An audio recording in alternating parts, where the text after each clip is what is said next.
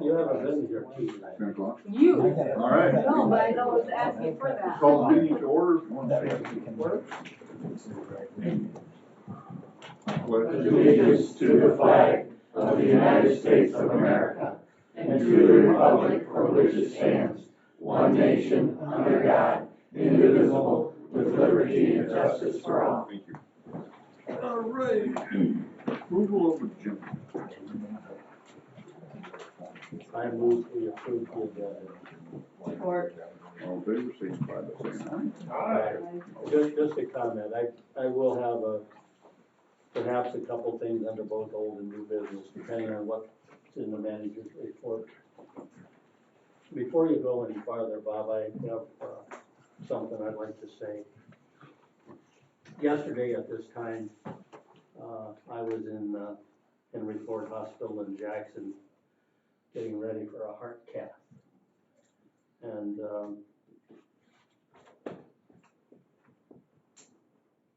I just thank God that I'm here today.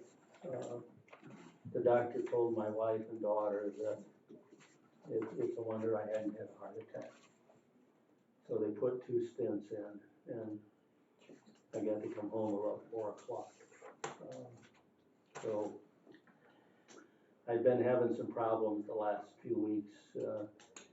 Go outside to work and do some chores and stuff, and we're just running out of gas. And so it's yeah, I've been telling the Lord that I wanted another 10 or 15 years, and so maybe I'll get that opportunity now. Good deal. Glad it went well. Yeah. Thank you. What are you doing here? Yeah. Well, my wife's out in the van, All right? If something goes wrong, right. you've had a tough year too. Yeah. Yeah. So you can understand. Yeah. Yep. Tomorrow was a promise, let's be grateful No, for today. absolutely. 5 minutes from now isn't a promise to any of us. We think it is, so. Yes, yes, we do. We live our lives like it is. Yes. Okay, approval of the minutes. They look good to me. Me too. Yeah. No changes, then I'll stand as presented. Review and approve bills. Accounts payable dated October 19th, regular meeting for $535,476.89. Move to approve. Support. Any discussion? See, we bought a horizontal shaft wheel conveyor. It was a replacement part for it, the crusher. Yeah. We are responsible for any replacement We have to, parts. we have to pay for any wear parts. Wear parts. All right. Wow. How much was it, Mike? $35,500. But that's not just the shaft itself, there's other like little Oh, things okay. on there. There's scrapers and there's parts and pieces that Yeah. get replaced on that routinely, but How much they got crushed so far? Right. it's Cody, He told me yesterday he thought he'd be done next week. Oh, wow. and that was supposed to be in the 40 to 45,000. 45,000 ton. Okay. He's doing pretty good then. How much do we typically use annually? How much did you? Oh, this year we used a lot. I'm thinking about close to 50.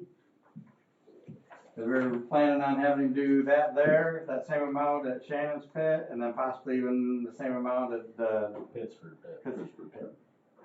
But we gotta clear the overburden off of Pittsburgh first. But, so we were looking at close to 130 to 150,000 when we're all said and done, and I was figuring that might last us 5 years, if we're lucky.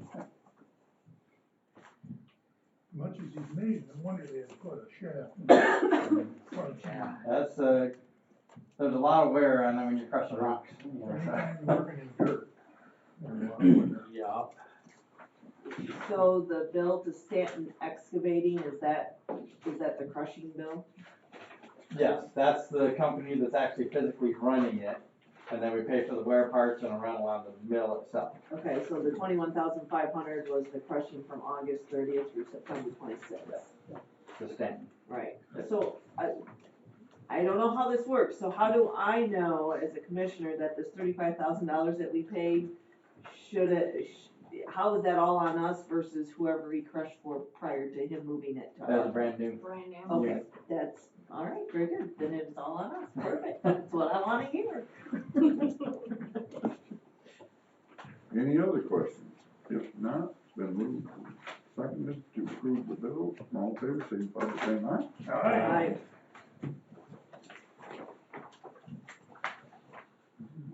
Oh, I forgot.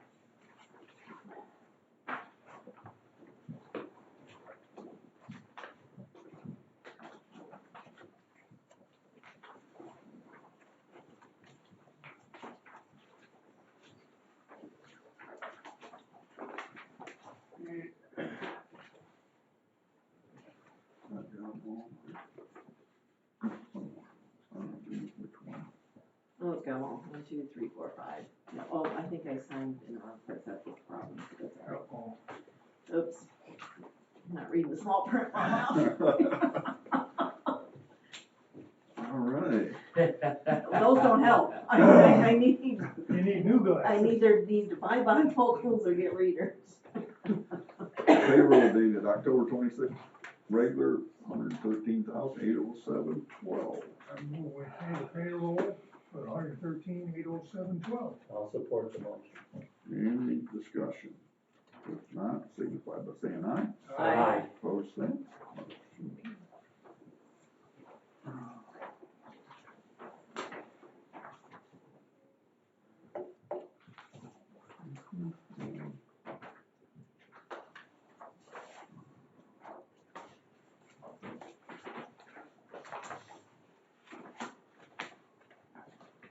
You go to Walmart and pick up, you can buy them a vitamin and try and last the 2 weeks on print. There you go. Your business. There you go. Put my eye out, just told me to do. Well, Treasurer's report. Beginning cash and investment balance is $4,502,162.76. Total receipts is $367,936.45. Total in, bills and payroll is $649,284.01. Bonds and escrow is $10,250. CD reserved for 2 trucks is $629,182.61. Ending available fund balance is $3,581,382.59. And outstanding accounts payable is $667.27. Any questions? If not, we'll stand as presented. Thank you. Public comment. Who wants to go first? Alan. I don't have a lot to say. We have enough orange flags in my township. I'm happy. We Awesome. planted a lot. I'll cross your name off. All right, next. Anybody? Yeah. On the, remember we were video in the meetings now. I noticed there wasn't a file on the webpage, but I heard it's possibly on YouTube now, is that correct? It's on the webpage. It's Oh, it on, is on the webpage it's on now? the agendas page. On the agendas page? Yep, so Okay. then you can look at the agenda and, And then you have can the click video. on it to go to YouTube from there? yep, or Okay. I actually just adjusted it yesterday, so now you'll be able to watch the video on the webpage too. Like just Okay. right there, it won't have to Okay. take you anywhere else. Okay, great. But- Yeah, because we had that union management meeting and you put it on USB for me. Mm-hmm. That's very good quality and. you know, Those it was- won't be listed on the. Right, webpage. right, no, but yeah, it was really good quality, so that was kind of nice. And Well, I see they're on Montgomery Road, so I appreciate that. Hopefully it turns out good. We can only hope, between 49 and Abbott, so. Speaking of that job, we left out a mile of it, or, a portion of it in front of the bluffs. That's where they're on now. That's where they're at That's now. what they're at now, Yeah, okay. yep. So it has to be better no matter what they do, so. All right, When yeah, they're done. all right, So I That'll be part of appreciate my- that. okay. Update. And Gary, I'm glad to see you're doing good. It's amazing you're even here after something like that, Well, one day right. later. Right, you know, something that I learned 2 weeks ago when I went to see the cardiologist is that about 5 years ago, they changed the way that they do these. They go through the arm now, not the Right, groin. that's what Kevin was saying. And, Yeah.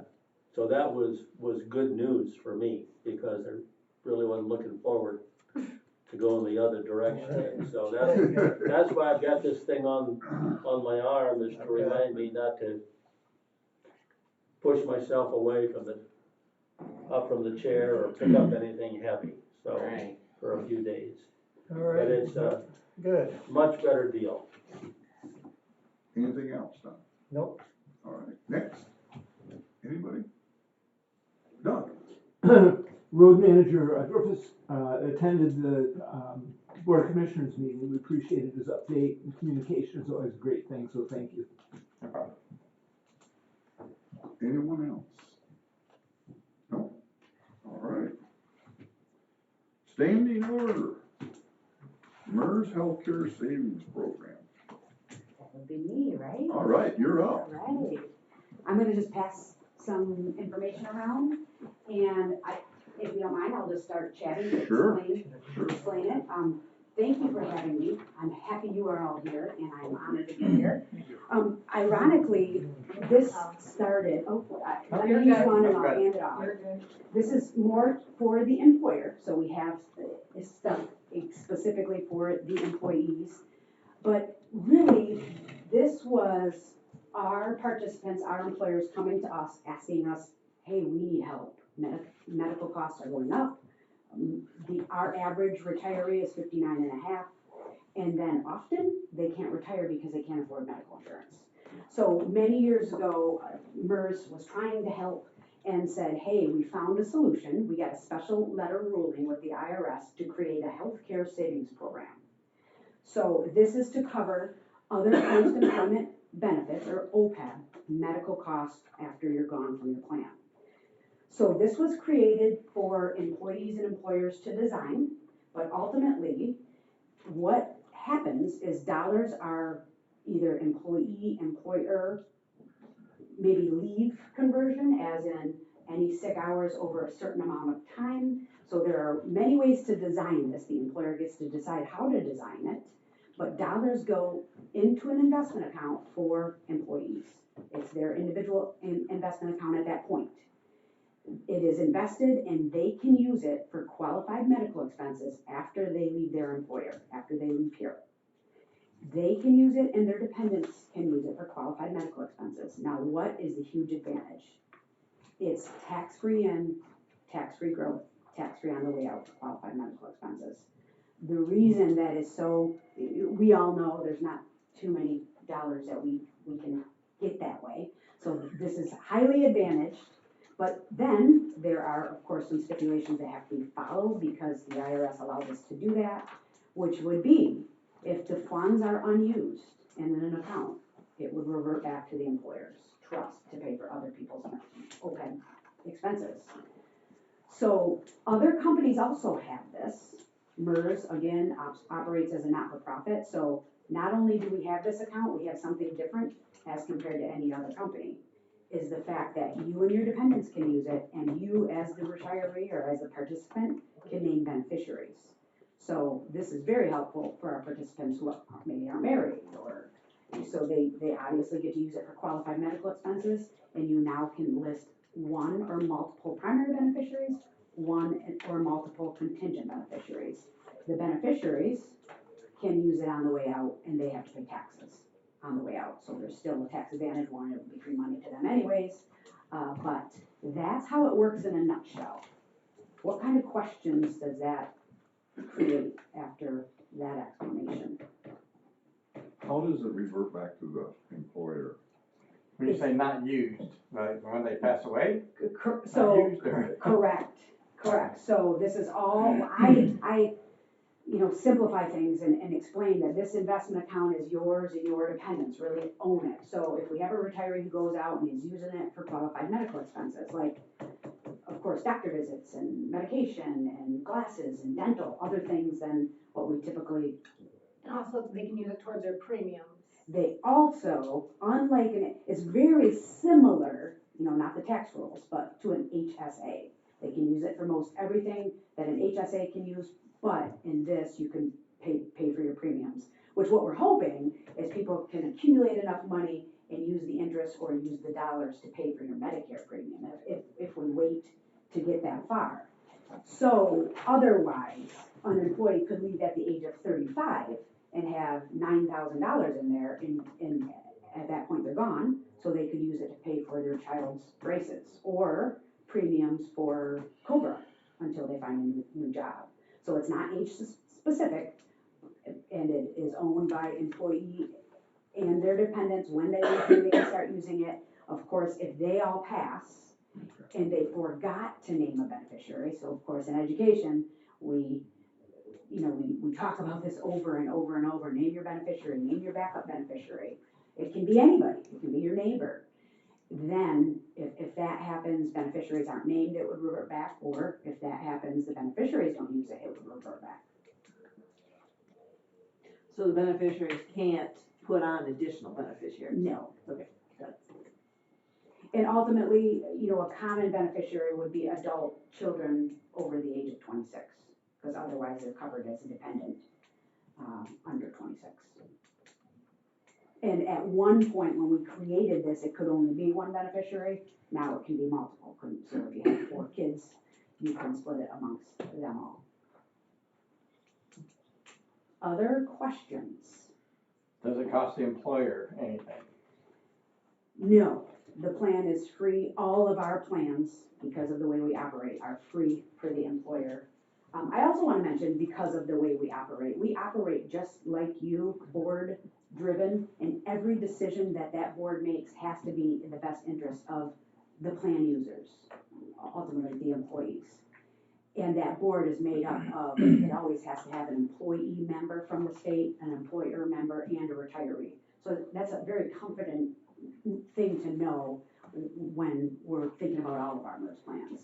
But otherwise, there is no cost for any of our plans, any of our MERS plans for a municipality. And I guess the only cost would come into play is if you decide to put maybe 1% to all employees. Maybe they do 1%, we'll do 1%, and it's just a nice, easy way to include everybody.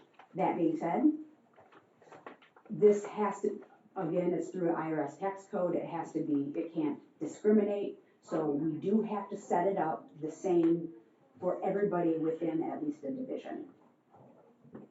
Very similar to what you'd see in a retirement plan, where with these huge tax advantage, you have to set it up for the same for everybody. Can't discriminate. Correct. So I have a question. How many employer groups do you have involved in this type of plan right now? Any Wow, idea? Does it say right on the top? A recent study, 311 of Michigan municipalities. This really is just talking about unfunded liability. Yeah. Ultimately, I would say, and this is just speaking from experience going across the state, doing education, it's an up and coming thing. Not everybody knows about it yet. I would say about 50% of the municipalities I go to have a bit of it in a division or another. When I went to the MERS conference, I asked, and it was like 50, right around in that range. Right. Right now, it's probably our busiest topic, because most of our municipalities have our pension plan and our 457. It's just a busy topic because of the times and the cost of unknown cost of medical expenses. So is there other ways for the employees to put into it? So, there are a combination of choices, and the second part kind of explains that. Step one, employee and employer groups kind of work together to come up with what this will look like. And I will say, after this meeting was scheduled, I think it was a month or so ago, thank you for doing all the legwork, we've had employees from here call in and ask about this plan. So I think everybody wants that benefit and wants, that tax advantage. But otherwise, you design it and you can say, we have employers who have just leave conversion. So everybody must contribute 50% of all their sick pay over $1,000. Some people already have caps, some don't, and they're using this to say anything over this much at year end goes into the HCSP. That's one place where one individual could have more or less dollars in at the year end, or just at termination. So those are kind of creative ways to say, yes, we can all have an HCSP. Then we do have employers with just the employers contributing. We have just employee contributing. You can do flat dollar or percentage. As an example, MERS, we utilize our plans, and MERS as the employer, when they set it up, they said, we will give you all 1%, and we are gonna mandate that you all do $1. And really, just like here, there are some people who are familiar with benefits and not, but after a year or two, we all said, hey, let's all do more. We realize this great benefit and we want a way to put more in, so it went to 1% and 1%. But finally, an employee, as long as they're in a plan, in a division that has a plan and some type of contribution that exists, can do post-tax contributions of their own, of any amount they want. So that would be, to me, I kind of equate it, simplified wise, as a Roth. I pay my taxes, it goes in, grows tax-free, comes out tax-free for qualified medical expenses. So I had to give up my fiduciary license. I can't give advice anymore, but often I'll point out, that's very similar to a Roth. Why wouldn't you do your extra contributions in a Roth, and then you can use it for anything on the way out? So that's kind of not advice, but just to say, these are how the plans work. It frees up your money more if you do this exact same type of thing in a Roth 457. So what you're saying, what I'm hearing you say is that there's tremendous flexibility in how this thing is set up, and in terms of how employees in particular can contribute.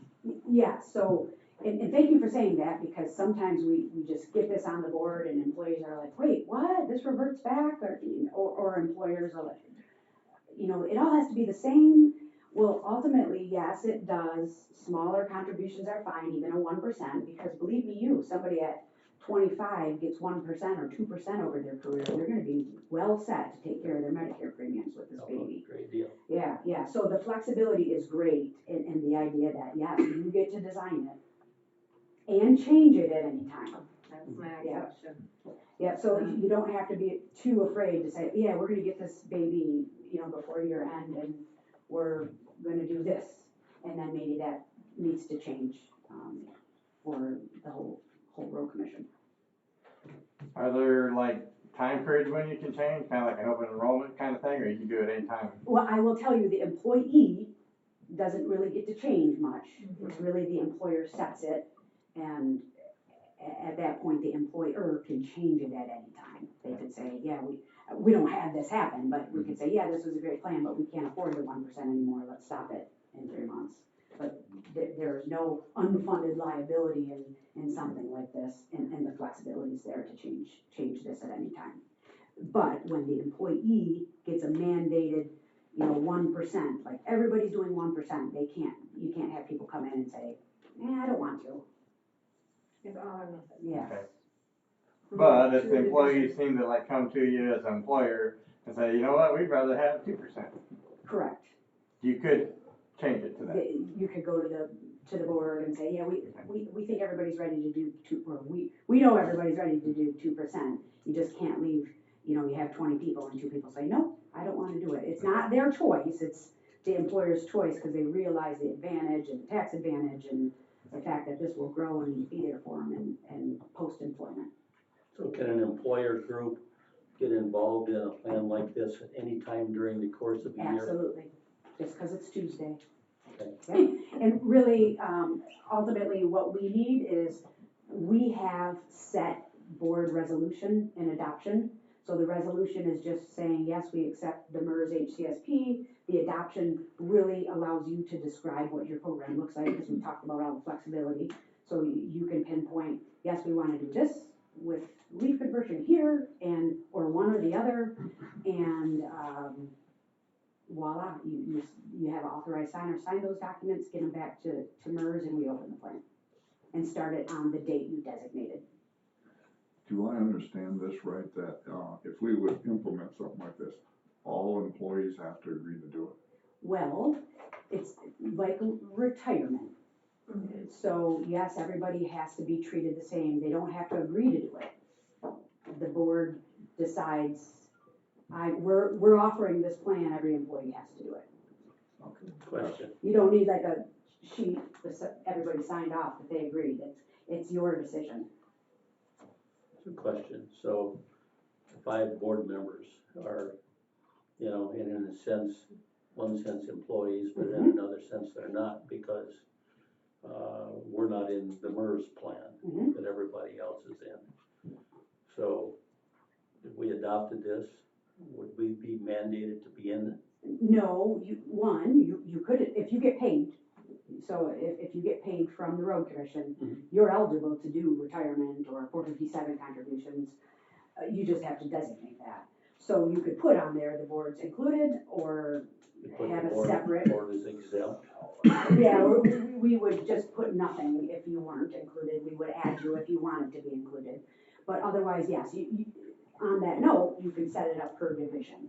I would caution you, I do have, you know, employers that are trying to make everybody happy, and they're making 18 different levels and divisions, and trying to include everybody, but somehow it excludes everybody. I had an employer put it all to a vote. And ultimately that vote, if one person in the division said no, then they didn't get to do it, so then you're kind of excluding people that way. So coming up with a decision, you know, I know some people might want to do $500 and some want to do $8. Sometimes using those percentage are a nice way to get a fair percentage of their wages. And starting at 1% is not too difficult. Yes. When can they start using these funds? When they leave here, no matter what age they are. No matter what age. So if they're 60 and still working here, they can't tap these funds? Correct. How difficult is it to get the money out? It's difficult. It's because again, I say, you own it at this time right now, it has to stay here, and if gone unused, it reverts back to the employer's trust. Correct. So I'm saying I'm an to employee, use it. I leave. Yeah. How do I access this money, and how difficult is it to access it and use it? Yeah, sorry, misunderstood that, but that will be a bit in here, very easy. The employer terminates you in the system, I know, harsh word, but our system flags it. They send out a packet of information that also has a debit card that you use. If anybody is familiar with an HSA, it's very similar to that. We also have the paper way you can upload to get reimbursed for maybe your Medicare premium that comes out of your Social Security. We've had employees do that, or retirees.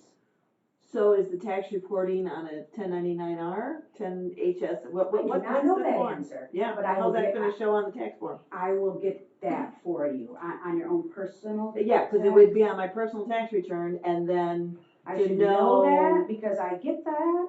Okay. I don't see it. It's not like the 457. Is it like an HSA reporting?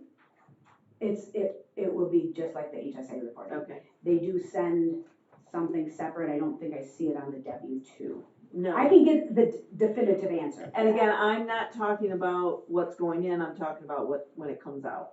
Oh, then I have to ask I because I'm thinking me as personal out. experience through my tax years, but I haven't gotten to use it yet. Right. I wonder if it's we'll like find HSA. that out. I will also mention that the employer saves on FICA tax if you choose to put. Did I say that yet? And take contributions in here. But it makes sense. Mm-hmm. Mm-hmm. So, do our employees get a paid out amount for insurance that's under the cap? Yes, And does that go into an HSA? Do they goes get, into a 457. goes into 457 already? Can they opt to have it go into this versus the They 457? can't They choose. can't, But- it's all or nothing. I will tell you this though, if they have any leap conversions, so let's say at your end or at termination, they have a big check that they can choose. We can set it up, we can set a whole plan up just for termination leave checks.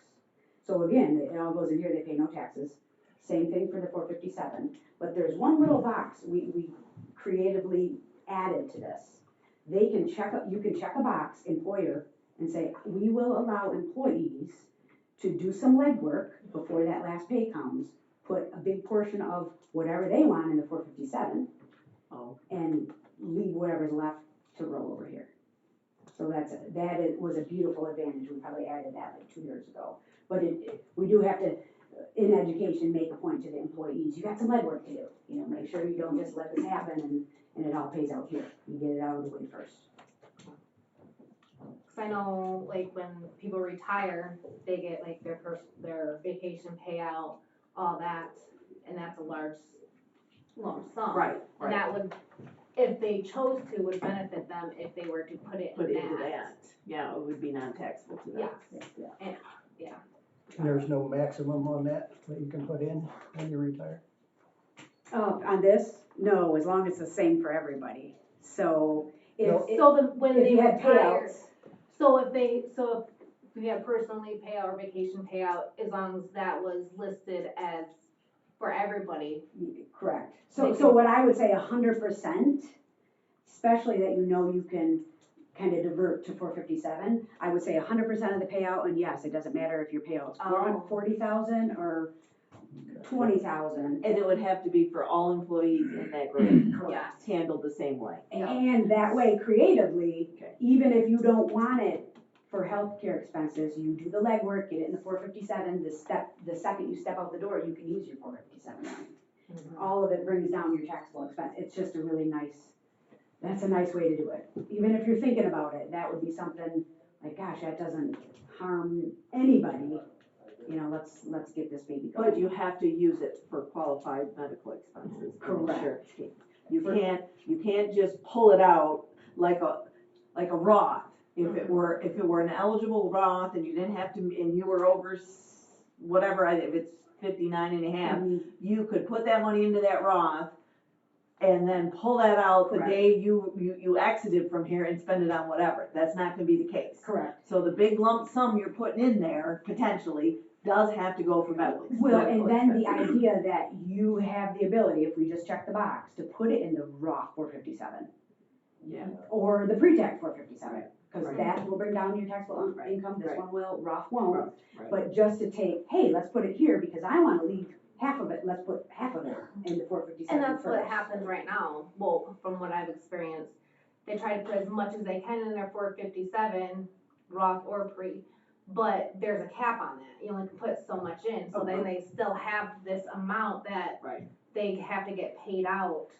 Yeah. If they can't put it into their HSA or 457. Yeah. And that's what they can put in there, and that's where each individual could be different based on how much they had.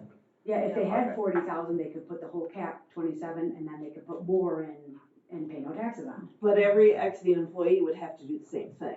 No. Their no, amount would be Their different. amount would be different. Their They have to do amount the would be same. different, but each and every one of them get to decide to put some in the 457 before this polls, if you guys allow that.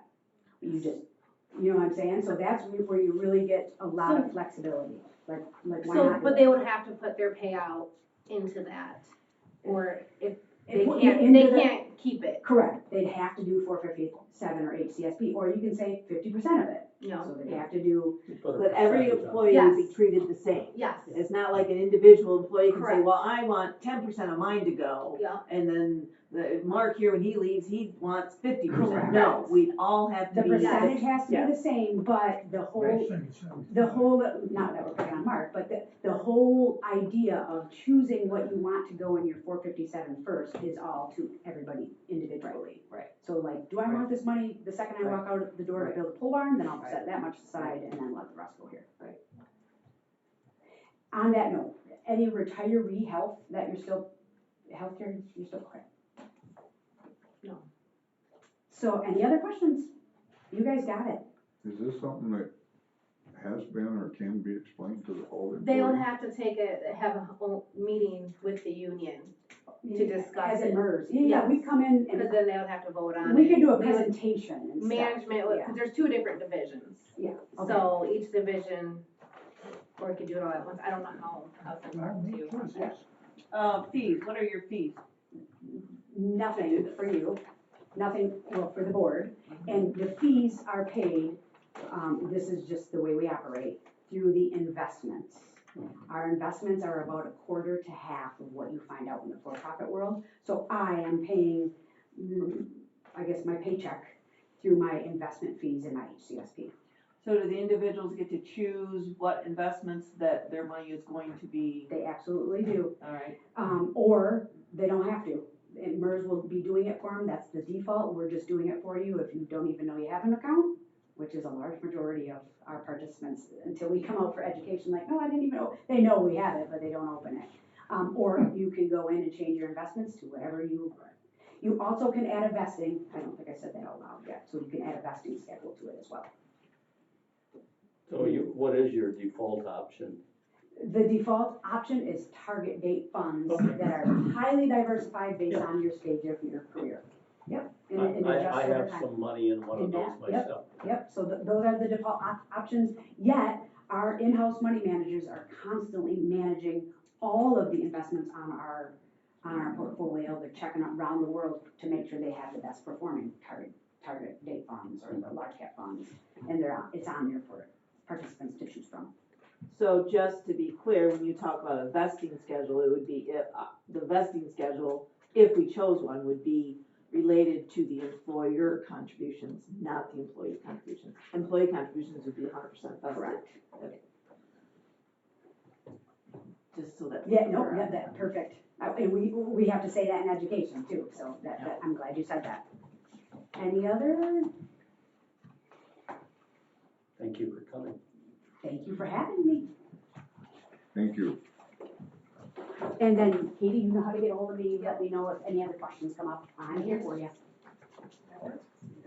I'm gonna go enjoy your roads.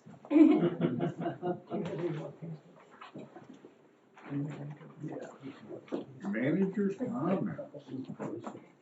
All right, well, I'll start off with the elephant in the room over territorial road bridges. So that has been it was awarded to Melbacher. We have a pre-con meeting scheduled for the 30th in Jackson with myself, Charlie, their reps, because they're coming from like up north and that was just an easier place to meet.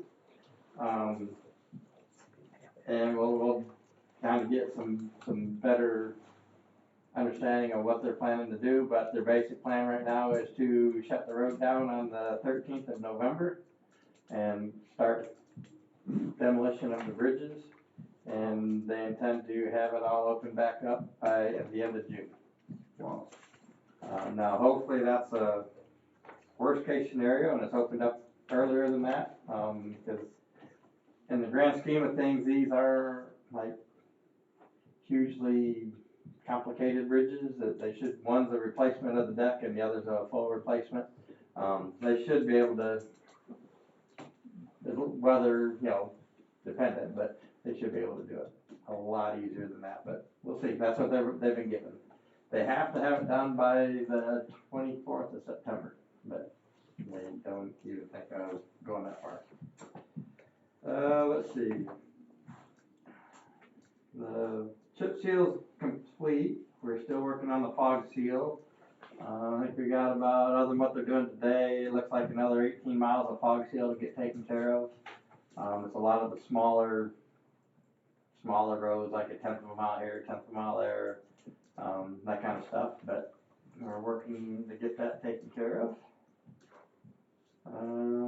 The stoplights on M99 have been removed. We removed them earlier this week. week? Tuesday. So basically, fixed it temporarily for MDOT using flowable fill to fill the hole, and then paved over the top of it, let it set for a little bit. Now MDOT wants us to let traffic run on it. We'll have to keep an eye on it to make sure nothing's changing with it. Their intent is to make that go through the winter, and then come spring when weather allows, then that whole thing will get replaced at that point. M49, we discussed last meeting. I told you it should have been opened on Friday. They did open it up on Friday the 13th. So that's back to free flow. Montgomery Road from 49 to Abbott is in the process of being paved. The base course has been done. They're working on the top course today and tomorrow. We're gonna work crew overtime tomorrow to get that done, and hopefully be totally done with Montgomery Road tomorrow. Let's see. I'm gonna be asking to have, I'll give you the information, and I'll ask to have the budget approved for the amended budget for 23 at the next meeting, which will be the 9th of November.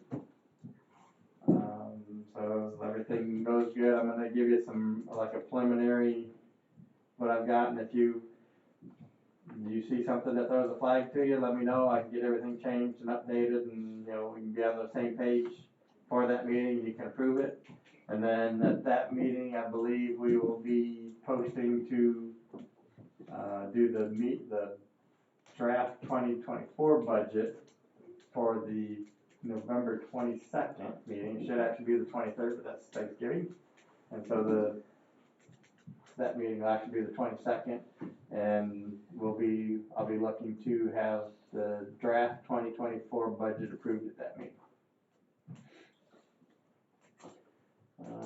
Let's see. Along with that, going over the budget and everything, I feel confident that we can look at purchasing 3 of those trucks that we talked about in the past couple meetings from the dealer over in Minnesota, Wisconsin, whichever it is.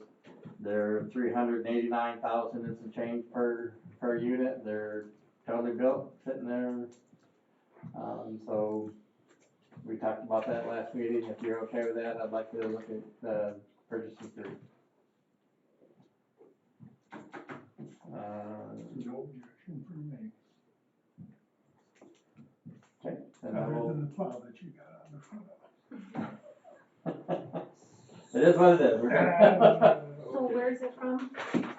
Where's that company? I've got the. I think it's Wisconsin, up by the Minnesota border. Yeah, they're right on the border of Wisconsin, Oh, Minnesota. But I'll give you the company. I've got the. In the dollar amount. Yeah, I've got the quote from them. It is under Sourcewell, so that would qualify for the competitive bid portion. Kind of the same thing as my deal. So as long as you guys are okay with that, I will press forward with that. Do we need a motion to approve that? I would think so for that I amount. think so. We're talking about 1.1 million. Yeah, we probably ought to We have it. probably ought to have Yeah. one. I'll make the motion if you want it right now. I move that we purchase the 3 trucks from the dealer in Minnesota. Park. I guess, Mr. Chairman, the question I would have is, we've been talking about, 1 or 2, and now, the recommendation is to buy 3. We got 2 new trucks a year ago. I guess I could fully support buying 2, but I'm having a bit of a problem agreeing to go with the 3rd one. I mean, considering all the roads that need blacktop in this county. Well, I can kind of explain. Sounds like we have 5 drivers that don't have it. Right now, we have 5 drivers or equipment operators that don't have a plow truck. The 4 graders and the grade all. That's their piece of equipment, we don't have enough trucks for them to even run, so during a snowstorm, if the graders aren't needed, they don't come in, they don't plow, and we don't have that capability to use those extra people to plow. I would like to get to a point where at least everybody has a truck to run and a couple of spares, but that's still a few years down the road. So yes, it is one more than we originally talked about. I think the budget can handle it, but again, that's your call, and I would like to get more of the trucks here for the guys to run. How soon can we get delivery on these? I don't have an exact date, but it should be fairly easy, fairly quick, and I would say this year, because they're already sitting there built. All we gotta do is do the contract and the paperwork and have them shipped. And that's not that far to ship them, they're already pre-built, they're all done. Okay, so the 2 trucks that we paid for with this payment of bills, the chassis, cabin chassis, when do we expect those to come? Truck and trailer still saying 18 to 24 months to do their build portion. So we're still talking a year and a half to 2 years out. My word. And then we still have the 2 that are on order, that'll be the swap loaders, that haven't even come in from the manufacturer start. Yeah. And that'll be the same principle. Once they come in, it's gonna be 18 to 24 months to get them built. Well, maybe in view of that, and the information about the driver situation, we need to do the 3. You've got me convinced. Well, and I think the other point is that they will go on the state trunk line. Yes, they'll go immediately onto the state trunk lines, So that and will move trucks down. as new trucks come in, they'll always go to the state trunk line and push the oldest one out, so that the state's paying for as much as possible before we push them out to the county. And I think as of right now, the newest ones on there have been on there 3 years. So Are the Peterbilts? Peterbilts are 3 years old, aren't they? Yeah, but there was 2, or 1 added a year ago. And then there was, 2 before that, 2 before that. which those would be at the max, the 3-year max. Yes, the first 2 would be. Well, after 3 years, MDOT would pay basically 88% of the truck, but that puts the other portion on us. And that's, ideally, they pay for everything, but if you're trying to get truck cycled through, 88% of that is a very good deal. Yeah. To cycle those through in 3 years. And there's 5 on the trunk line. There's 5 or 6? There's 5. 5, okay, Did you say these are dual trucks with a conveyor in the bottom of the box? yes. All 3 of them? Well, he's got like a whole fleet of them there, he just Correct. quoted us on the basic one. Okay. I had Joe go through the, like the specs, and so that the specs that we've ordered in the past, the capabilities, went through the specs on what he's got and what we've traditionally ordered are the same for capabilities. The only difference will be whether this is Monroe or Bonnell equipment. Okay, any more discussion? If not, signify by saying aye. Aye. Opposed, the same? Motion passes. Let's see.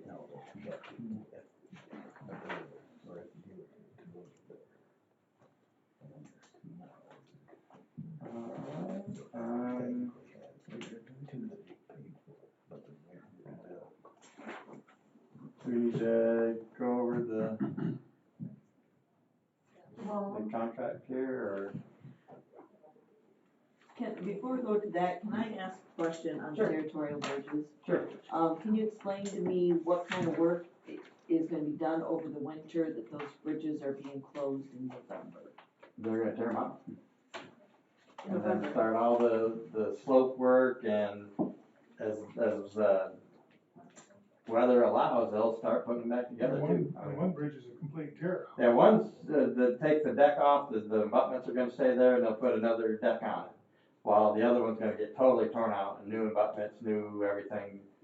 So more than likely, they will be working on the one to the bridge replacement, or the deck replacement, mostly, and then do whatever they can shy of the concrete work. So, I'm just doing this as Joe Citizen. If I'm Joe Citizen that uses that road and I see those bridges torn out and then all winter they don't do anything, my question is why don't we just tear them out in the spring and do it all at one time? What's the response? They would take them longer in the year to do it. And if something comes up, there's time pressing September, and then there's a chance it might not get done. Well, I'm sure they did it to take them out this winter. Yes. Okay. And with their schedule. Again, I just There need is to a lot know of that work that they will, information. you'll see a lot of work getting done there. So it's not just gonna sit all winter with No. nothing being done on it. No. That's my concern. Yeah, and Okay. right away, we were out there meeting with them, and I guess I might wanna bring that up too here. We met with two companies along with a member of Millbacher at the site 2 days ago. And the overhead power lines are in the way of the cranes, and so we've gotta work with consumers to move the power lines. And so a lot of that has to get done before they can even come in and do anything with the one bridge. The other bridge is clear, we can have them work on that. But I will have a whole lot more definite information after the 30th on our pre-con, and that'll tell us exactly what they have projected out.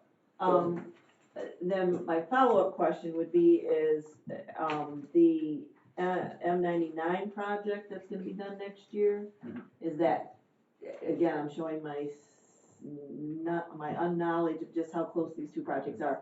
Will those detours for both of those projects impact each other, or they're far enough away that it's not an That should issue? be totally different. Okay, alright. They're at The least impact- 10 miles away. Okay, well, I thought I'd ask to see if there were any overlaps that we need to be concerned Good about, question. so, The okay. detour for Territorial Road will be basically, you got Territorial Road that's getting cut in the center there, and it's gonna go to South Hillsdale Road, M49, and to Camden Road. That'll be the detour route to get around those. That's the official detour. Yes. Now, if you're a trucker running that territorial road on a regular basis, you're gonna go south into Ohio and take US 20. I can't. I'm just telling. Talk about that. Alan's back there shaking his head, he knows the truth. Isn't South Hillsdale Road still a Class A road though? It used to be M99. Well, South Hillsdale Road's not the problem. The problem is Camden Road. The first 4 miles, 5 miles of Camden Road, east of Camden, is a disaster. That's putting it mildly. Yeah. And when this is all done, we very well need to look at doing that detour route other than 49.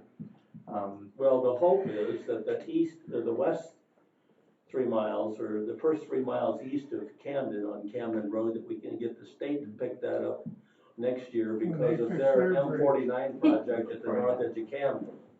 Yeah. Okay. So I have a question, I guess, with respect to, do we know what that Millbacher's bid is on those two bridges? Can you give us a dollar amount? It was in the, wasn't it in the minutes? Yeah. And you guys approved the contracts a couple Last meetings May, ago? last May, yeah. It was last meeting or the meeting before that? I think it was meeting before. I think all said and done, it's like about 3.1, 3.2 million. Okay. For those two bridges. So, do you have any idea how much lower their bid was on the next low bid? I think it was considerable. See, I know Mark told me Sunday night, I guess it was, that they wanted to start here on the 14th of November. And I have some concerns, just like you've expressed. The flip side of that is, the funding for this got approved in 2015, that was 8 years ago. Yep. And that was at an 80-20. Yeah. And pay, and MDOT's agreed to, even though the month that's gone up, they've agreed to keep that 80-20. Yeah. So, when you look at the big picture, to me, I'm gonna tell citizens who raise that very question, we need to go ahead and get this thing done as quickly as possible. Yes, it's gonna cause all of us some inconvenience, but in the big picture, these two bridges, we waited a long time to get to this point, and so we've gotta go forward. The contractor bid it in good faith, expecting he was gonna be able to start, and that worked into his timetable.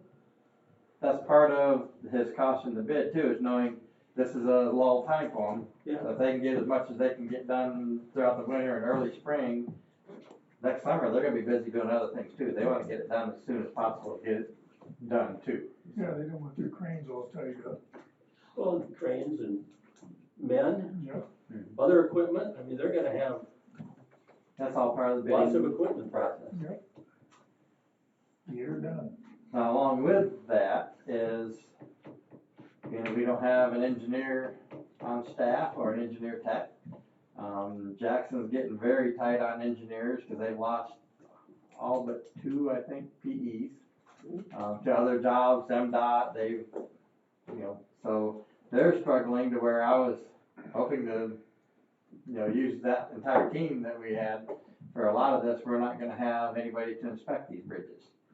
And these aren't anything that, in the past, we've used some of our in-house guys to inspect some of the smaller projects, the crush and shape and the mill and fill and that kind of stuff, and we'll still be able to do that. These bridges are gonna be so scrutinized by federal funds, the state funds, MDOT. That's not something that we can just give somebody a few days training, say, here, go do the inspection and testing, and they've gotta be certified on the aggregates, the concrete, you know, everything to do that. So that's why we were out at the bridge the other day. We had 2 of the companies, we found 3 companies locally that could possibly bid on this, and we're putting out an RFP to give us an hourly rate on all the different functions, whether it be inspection, you know, testing, all that, for these bridges. And we'll be getting that, hopefully back just before the next meeting, like the day before, so we should be able to, on our next meeting, I'll be able to bring you, this is what we got for bids, and it's not gonna be pretty. Inspection and testing isn't cheap with these bridges, but that's about the options we have right now. And the inspection isn't part of the bid for. No, because the bidder can't inspect their own work. No, I know he can't do that, but it's not part of what the state's gonna pay 80% of. No, That's. because normally they would assume you've got your own staff or. In-house to do it. to do Okay. it. Now, if we can get somebody hired, great, but it's not looking good right now. So, Cause you have posted. yes, for it's been engineer posted. We've got a couple internal, and a couple external, but none of them meet the qualifications in the posting. And like I said, for normal inspections, I think we could probably go with some of them, but to take care of this type of project for over $3 million, it's not where you throw somebody that doesn't know what they're doing. Are any of the 3 companies that bid on this out of either Ohio or Indiana? Are they all Michigan companies? I don't know about the one, we got one from Branch County, says that they've used them, so I'm not sure where they're actually from. The other 2 would be SME and Manic Smith, which are based out of Michigan. I thought you said they were local. Michigan. They're as local as you Michigan, get.